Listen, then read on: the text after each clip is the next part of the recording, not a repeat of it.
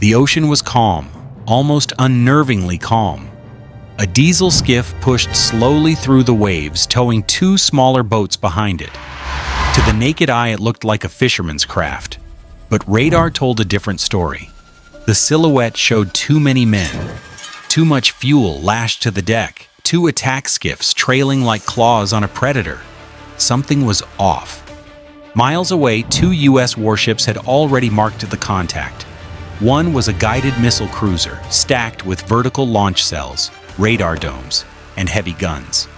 The other was a guided missile destroyer, sleek, fast, and nearly as heavily armed.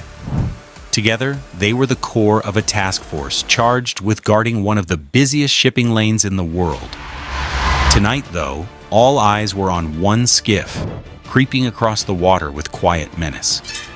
On the destroyer's bridge, the monotony of the night was broken by a voice from the radar console. Suspicious vessel, bearing 090, towing two skiffs. Infrared confirmed heat signatures from fuel drums piled high on the deck. The officer of the deck repeated the data. The captain leaned forward. Everyone knew the pattern. A mother skiff towing attack craft was the signature of Somali pirates. The warships shadowed it through the night. Running dark, no lights, silent. Sailors on watch swapped glances, knowing what this likely meant. Some murmured in the mess. Was it a fisherman stretching fuel range? Or an ambush boat packed with rifles and RPGs? That was the cruelty of this ocean. Every innocent contact might be a trap. As dawn crept up over the horizon, the decision was made. Launch the boarding teams. Two rigid inflatable boats splashed into the water, bouncing hard off the waves as engines growled. Each RHIB carried a team of sailors armed with M4 carbines, 9mm pistols, and shotguns strapped across their backs, helmets on, body armor snug, radios crackling. They had rehearsed this scenario countless times, but drills never prepare you for the moment bullets start flying.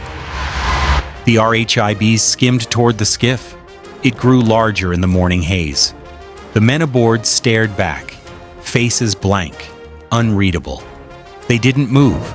They didn't panic. They didn't answer when the boarding officer called out over the bullhorn, "Prepare to be boarded." The silence was too much. One sailor muttered, "Something's not right." And then everything broke. Automatic fire ripped across the water. Muzzle flashes erupted from the skiff. "Contact! Contact! Contact!" The radio call was instant.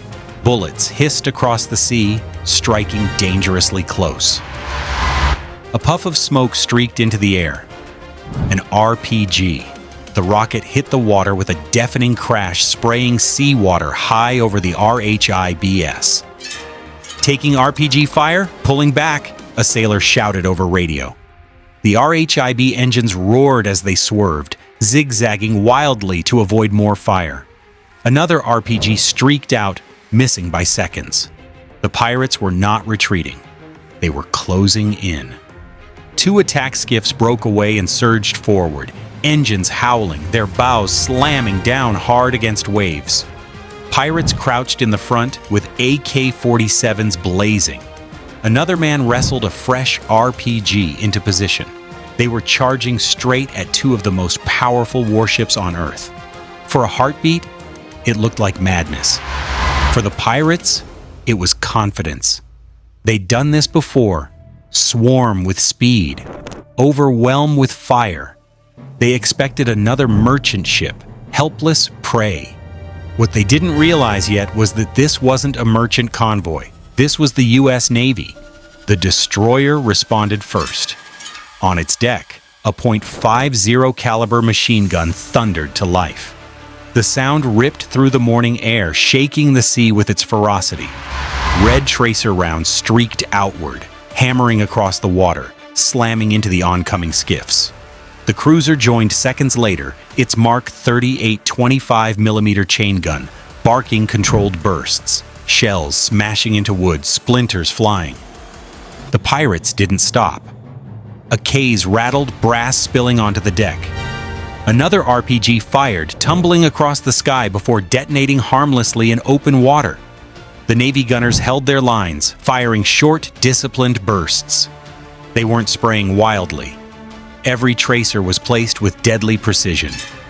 And then fate decided the fight. One glowing tracer found its mark.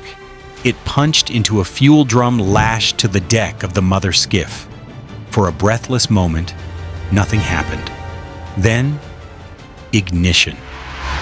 The drum exploded in a violent burst. Flames leapt across the deck, catching the next drum and the next. Each one went off with a muffled boom, a chain reaction of fire and smoke. Within seconds, the skiff was engulfed, a raging inferno tearing it apart. Black smoke billowed into the dawn sky. "Hit! Skiff's burning!" came the shout over radio. Another voice followed. "Maintain distance, keep firing." The Americans did. More tracers cut the water. More shells slammed into the sea. The pirates panicked. Some hurled themselves overboard, thrashing in the waves. Others stumbled in the flames. Their weapons dropped. Their shouts drowned in the roar of fire. The two smaller skiffs faltered. One slowed, engines sputtering. Pirates inside raised their hands desperately. The other tried to flee, turning away at full throttle. But the cruiser angled hard across its path. Its guns aimed square. A warning burst ripped overhead. The fleeing skiff stopped dead. Both surrendered. The RHIBs returned. The boarding teams climbed cautiously aboard the captured boats.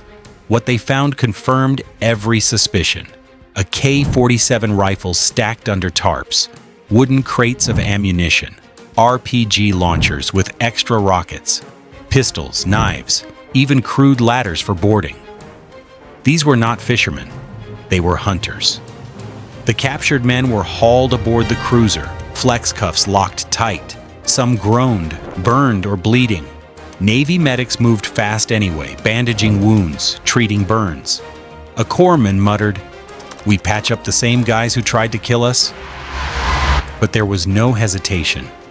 The Navy's code was simple: save lives, even enemies. Back on patrol, the sea seemed quiet again. The wreck of the skiff smoldered, drifting slowly. Survivors sat bound under guard. Weapons were logged into evidence, reports written, photographs taken, chains of command alerted. The machinery of procedure rolled on, but adrenaline lingered. Sailors who had manned the .50 cals could still feel the recoil in their shoulders, the hammering rhythm echoing in their ears. One recalled the exact moment the fuel drum ignited. When that fireball went up, it was like the whole ocean caught fire. The fight lasted minutes. Its echo lasted years. It reminded crews that even the strongest warships can be vulnerable at close range. It reminded pirates that the sea does not forgive reckless gambles. And it reminded the world that piracy was not a nuisance. It was war in miniature, skiff by skiff, ambush by ambush. The ocean returned to silence. The gray hulls cut through the waves, vigilant, ready for the next test. But the memory of that burning skiff stayed with every man aboard, a reminder of how close they came to disaster, and how discipline and firepower turned it into victory. When pirates bring AKS and RPGS against warships built for missile warfare, the ending writes itself. Fire on the water, and a warning carved into the sea.